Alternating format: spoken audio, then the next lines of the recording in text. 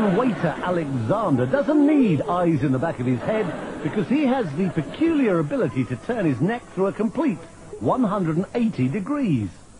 Normally the muscles and the vertebrae in the neck prevent that happening, but because of a peculiarity in his spine, Alexander has confounded orthopedic specialists for years.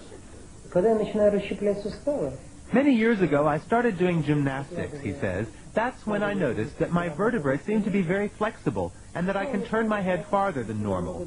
I worked at it little by little, going a little farther each time, and one day I was able to turn my head all the way around.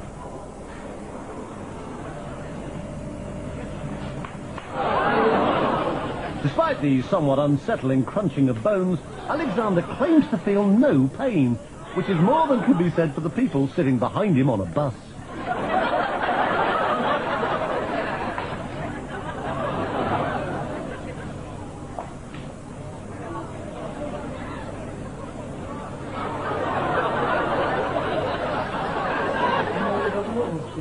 When I do it, it takes energy out of my whole body, he says. It requires 100% concentration.